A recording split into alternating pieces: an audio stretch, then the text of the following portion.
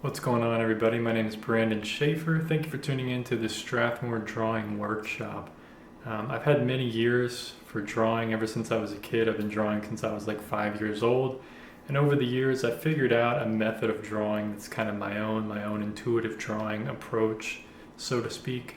And I'd like to share it with you. And today, in this video and in this series, we're going to start at the very beginning of learning to draw. We're going to start out in this video with the materials and just grasping and gaining an understanding overall of all the materials, how to use them, what they're capable of, the importance of why we should understand the materials and how to use them. And then we'll start getting into some sketching, light drawing, and just playing around, having fun, nothing to be afraid of, nothing to worry about. There's no right or wrong today. Nothing is about right or wrong. It's just personal preference.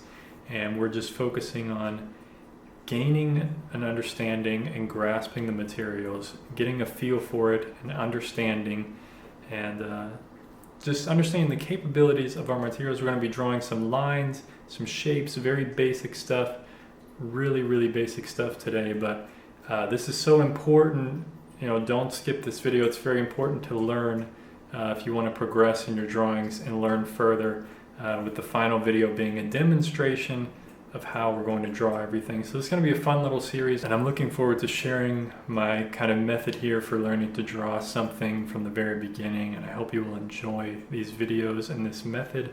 I'd love to hear from you. So let's get into the first section here on the materials and drawing some basic lines and shapes.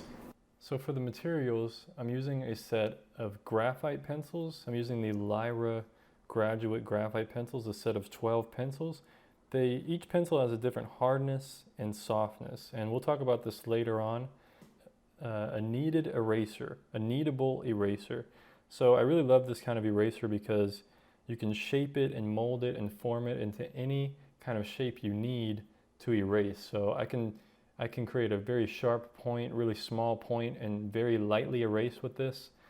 Something else I also like to do is to roll it between my hands, make it into a cylinder, and then I can roll this over my drawing and really lighten up the entire drawing or just selected parts of the drawing that kind of got too dark in the drawing process or the sketching process. So that's something a lot of fun to use. I really recommend this kneaded eraser. We also have a pencil sharpener, of course. It's pretty self-explanatory. I'm using this small metal pencil sharpener, really great pencil sharpener. Sometimes it's good to have either a tissue or paper towels. Make sure there's no lotion in them or anything like that. Just dry tissue and dry paper towels. That's kind of for the shading portion of drawing or sketching. You know, you can kind of smear and smudge things around. I don't really do that too often, but sometimes I do. It just depends on my mood. But that might be something that you like to do. And also along the lines of tissue and paper towels, you can also use a blending stump. And these are just tightly rolled up sheets of paper, but you can buy these, they're very cheap. I recommend you just get a big pack of some blending stumps. And these are kind of, you know, you can more controlled blending and making gradients and shading. Much more control than a tissue or a paper towel. The paper that I'm using, I really love using the toned tan paper by Strathmore. I've been using this for many years now, and I really love it because it simplifies the drawing process for me personally. And I love the effects, I love the final effects that you get with the toned tan paper.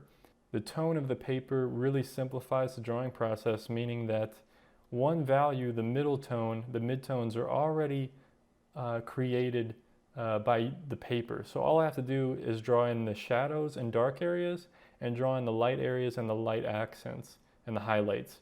So this really speeds up the drawing process for me, and I love something like that that really makes things easier and simple. And I feel like for beginners, this is the way to go because it just simplifies your shading process and allows you to better understand values, range of values. At least that's what I found for me. And I've just fallen in love with this paper over the years, and I continue to use it constantly. It's really my go-to paper. I very rarely use white paper. You can use white paper if you want. There's nothing wrong with that. It's just all personal preference.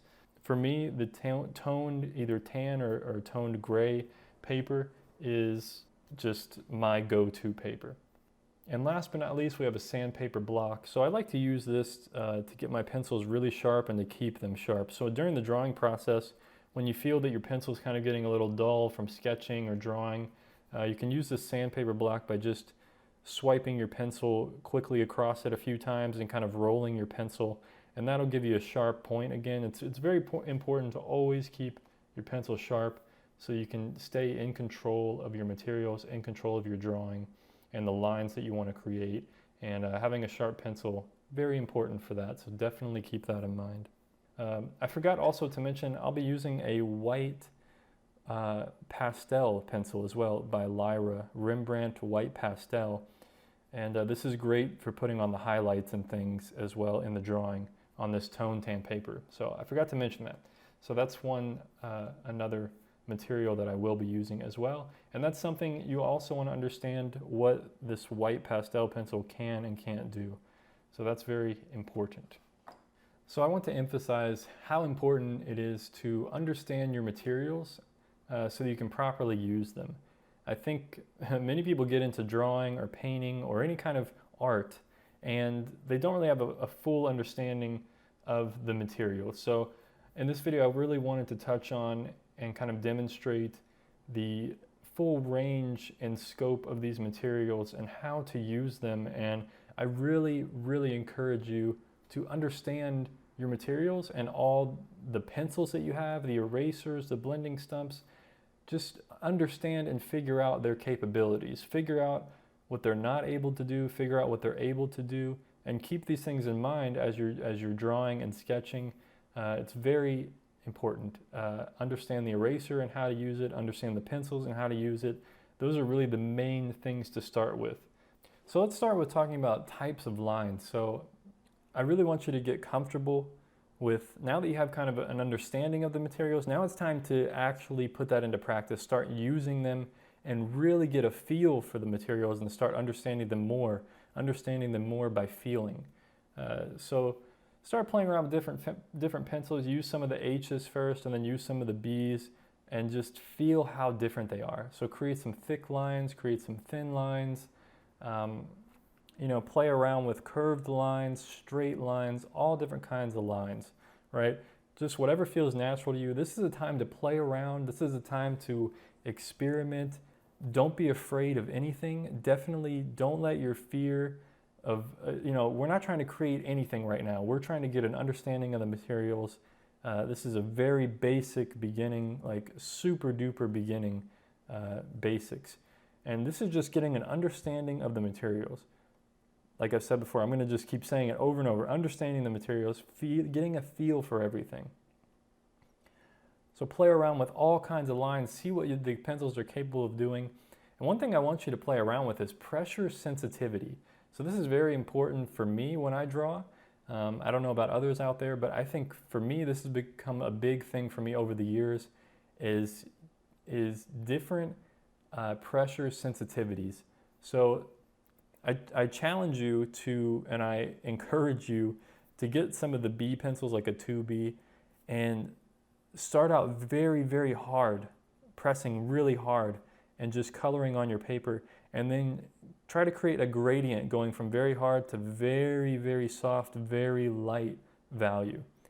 And this is really testing the pencils. This is testing the pencils and also testing yourself, seeing how sensitive you can be and how smooth can you make it. Get a feel for the different pressure sensitivities that you're able to create. And this is something going to be very important for sketching. You want to sketch very lightly. And normally when you're shading and stuff, I don't encourage you to push very hard. So that's something you don't really want to do. So you kind of want like a medium pressure when you're shading, maybe indent the paper a tiny little bit. We don't want to make a big indentation into the paper. That's something we want to avoid. So really get a feel for pressure sensitivity and try this out with all the pencils, or at least a good amount of the pencils, a 4H, 2H, HB, B, 2B, 4B, 6B. Play around with different range of pencils. Maybe you like a 3B and a B, and an HB or an H. Like, play around and figure out what kind of range of pencils that you like to use and what feels good to you. This is all personal preference. Everything here is personal preference. There's nothing, I'm not going to tell you, there's no right or wrong here. You know, it's all what you feel is necessary for your art and your creation, and how you like to do things. So play around with the pressure sensitivity. You know, maybe draw some lines where they start out very dark and hard, and as you draw the line, it gets lighter and lighter and lighter. And then reverse that, start out very lightly and then push it to be harder. You know, having this level of control over the pressure sensitivity, very important for sketching and drawing. I just want to emphasize that. That's something to definitely practice and play around with. And remember to be confident with your lines. You know, when you put a line down, you know, be confident with it. You know, we're not trying to commit to a certain line. We're not trying to push very hard. But don't be timid with your lines. You know, don't sit there and create this hairy kind of shaky line. Just try to be confident, even if it doesn't look correct. Sometimes a confident line is going to look stronger and just more pleasing overall than if you kind of hesitate with it, you know. So that's something to keep in mind. And it's going to take time, you know, over time. It takes a lot of time and a lot of practice for you to really become confident. So, you know, don't be too hard on yourself in the beginning. This is just having fun and trying to get an understanding of everything. And like I said, once again, in these early stages of learning to sketch and eventually learning to draw, keep your lines very light in the beginning. You know, the whole drawing process, we want to keep our lines very light. That's something to really keep in mind.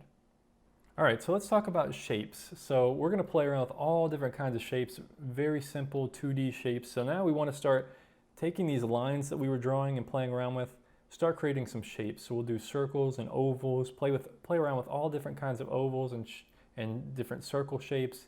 And this is really just a warm up. You know, you're warming yourself up. How smoothly can you draw a circle or an oval? You know, what feels right to you? Are you moving your shoulder? Are you moving your arm from your shoulder? Are you moving it from your elbow? Or are you just moving your hand, like your wrist? You know, these are all different things to play around with. For me personally, I kind of like just moving my wrists and sometimes moving from my elbow. I don't really like moving from my shoulder too much because I like to draw smaller most of the time. I don't really like to draw very large drawings. I just like to draw kind of small drawings. So that's personal preference for me, may be different for you. So this is a time to play around and figure out what you like to do. So play around with circles and ovals and then start drawing straight lines, squares, rectangles, and try to make the lines as straight as you can and try to make the square as you can, rectangle as rectangular as you can, draw some triangles. And then play around with forms and mixed shapes.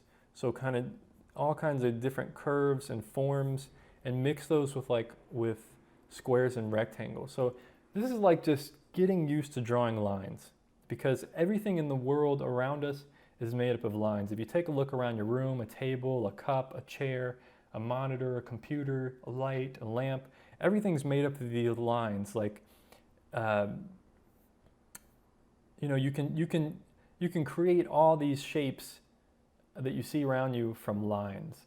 And really everything is made up of different shades of value. But for now, we don't want to get into that too much. We'll just talk about lines. That's kind of the beginner approach and just the best way to approach it now.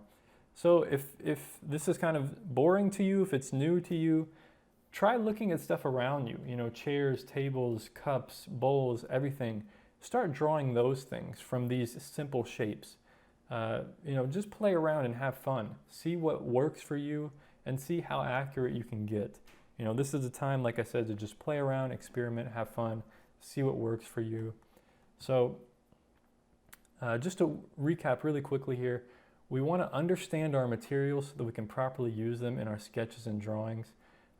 We want to understand the pencils, the paper, how everything reacts to each other, the eraser. We want to understand what lines can we erase, what lines can't we erase. We want to understand the capabilities of our materials. We want to play around with types of lines and have a better understanding and control of pressure sensitivity. This is very important for sketching and drawing. And we want to learn to draw simple shapes and lines because that's what makes up our entire world. We can draw anything with simple shapes and lines and different kinds of forms. So those are things to kind of practice and to go over. Watch this video again if you have to, and just try to really understand everything. Take it one step at a time. Don't be overwhelmed. And in the next video, we're going to talk about blocking in methods, simplifying objects, and values. And so I'll see you on the next video. Thank you for watching. Take care of yourself. Peace.